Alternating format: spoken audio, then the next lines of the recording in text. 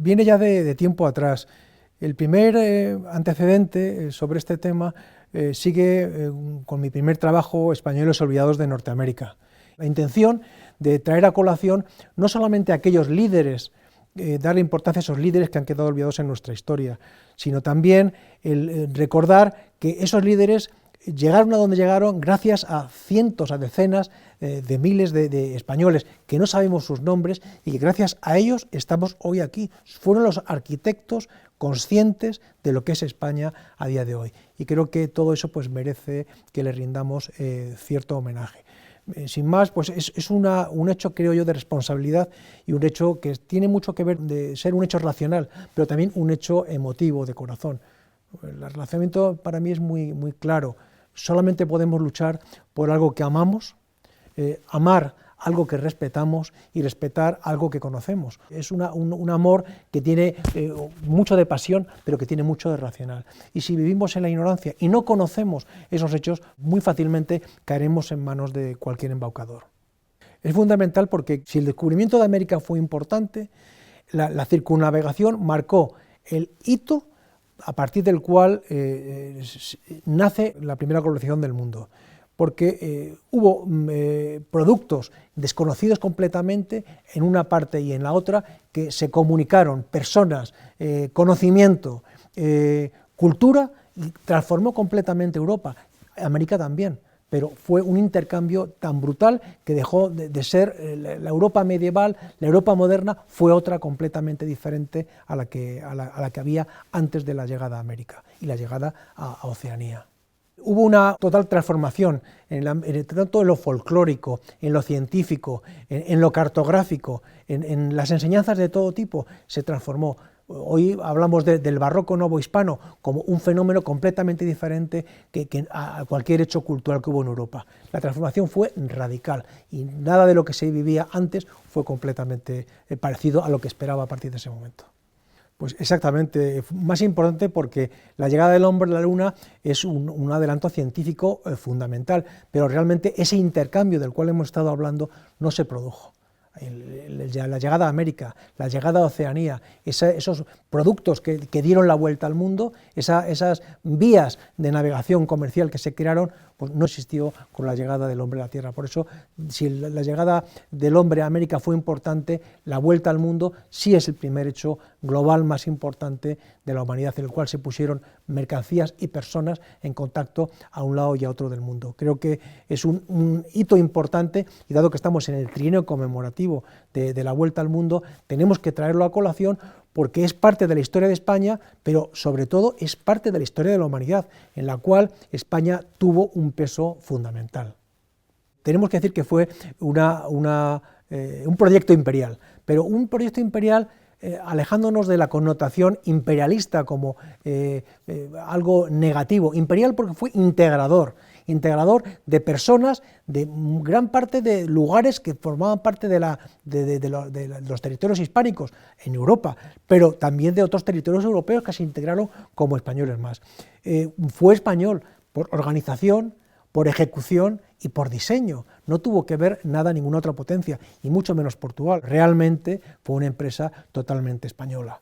El artífice del proyecto, cuando se lo presenta a su rey, se lo presenta por 4 veces y desoye el proyecto. Se lo presenta el emperador en Sevilla, y cuando se le acepta, es nombrado capitán general y almirante. Él se naturaliza castellano, él abandona su nombre Fernando de Magallanes y ordena que llamarse a partir de ese momento Fernando de Magallanes, y queda inscrito como tal. Funda un mayorazgo y obliga a sus descendientes a llevar el apellido Magallanes y no regresar nunca a Portugal. De hecho, no podían volver porque nada más ser nombrado, su escudo de armas en su casa solariega fue picado, fue arrancado y luego fue demolida la casa.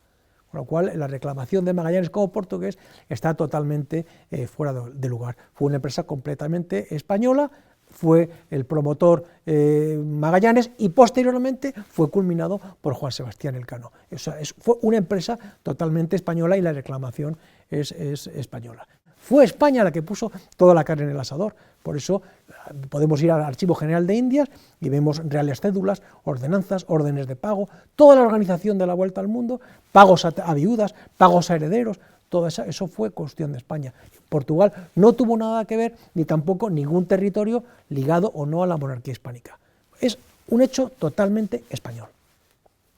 Bueno, pues todo esto, primero, fue un acercamiento al conocimiento de cómo era el globo terráqueo desde el punto de vista geográfico. Se rompe ese conocimiento plano que existía medieval, de esa tierra plana, rodeada de una serie de mares tenebrosos, con una visión, una cosmología religiosa, de miedo hacia el peligro que había alrededor, y se empieza a dibujar de una manera real, en sus perfiles auténticos, toda la geografía del mundo. Ese es el objetivo que se va cumpliendo poco a poco, llegar a la realidad, y que con la ilustración pues se va nombrando, se va describiendo con una gran exactitud. Desde la llegada a las Indias siempre hubo un proyecto de cruzar por el norte, por el centro y por el sur, ese obstáculo inesperado que fue América, ese paso del noroeste, siguió.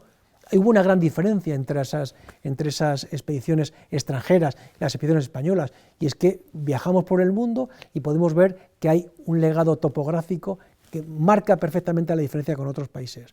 Cuando uno encuentra dos montañas, pues piensa, pues San Pedro y San Pablo, Justo y Pastor, otra potencia, pues le diría pues Teton's Mary, le pondría otro nombre que no tiene nada que ver con las creencias. Es la gran diferencia entre unos y otros. Y hubo grandes expediciones científicas, puesto que ya desde Felipe II se ordena que se anoten todos los tipos de plantas que se van conociendo nuevos, y se va aumentando la información de la farmacopea que había en Europa, y eso cambia completamente la medicina. Y a lo largo del siglo de la Ilustración, lo mismo, hay expediciones a la Patagonia, expediciones a Sudamérica, Jorge Juan, Ulloa, que recorren toda América, recorren el Pacífico y van recogiendo toda la información de plantas, de animales, botánicos que habían nacido en Nueva España, como Mociño, que en la costa noroeste pues nos habla del liquidámbar, nos habla de cómo es la flora y la fauna en la costa noroeste. Es una información brutal que está ahí dormida para que la demos a conocer.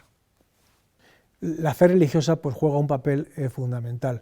Si vemos los textos, los códices que hablan de esas creencias, de esas cosmologías que se encontraron los españoles cuando llegaron a América, el descubrimiento reciente de esa pirámide construida con todo un zócalo lleno de cráneos, de miles, con miles de cráneos de víctimas, pues realmente la religión católica lo que hizo fue liberar a esos pueblos de una religión que era de las élites sobre el pueblo. El cristianismo era una religión de todos. Tendría sus defectos aquellos hombres, pero por supuesto era incomparable lo que traían, esa liberación que traían sobre los pueblos que se encontraron. Y luego, por supuesto, está el reconocimiento como seres humanos con una dignidad propia, que se salió de los debates de Valladolid y de Burgos y que se creyó en las leyes de Indias. Yo creo que es un hecho completamente diferente el que vive España con otros países europeos. Ahí tenemos en el Archivo General de Indias pues, dos tomos enormes que son una serie de bularios en el cual pues, marca cómo debe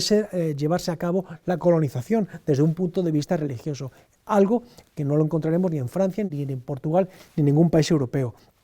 Creo que el punto de vista religioso es fundamental y diferente al enfoque que se da en otros países.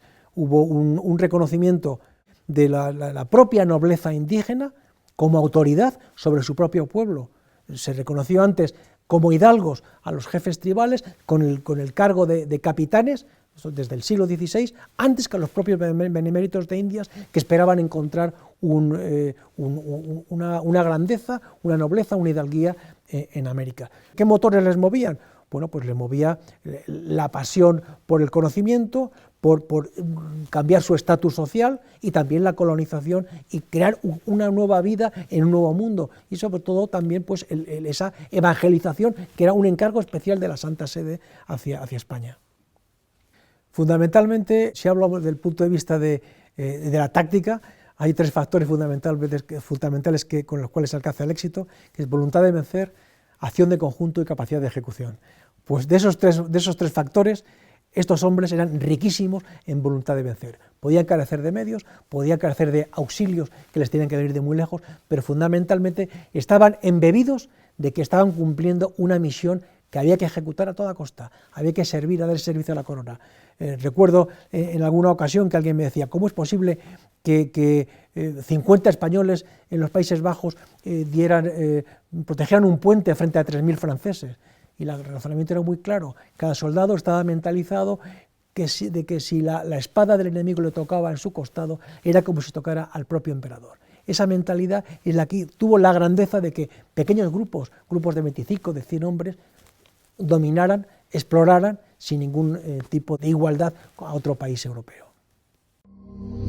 Si quieres ver más contenidos de Alto y Claro TV, suscríbete a nuestro canal de YouTube.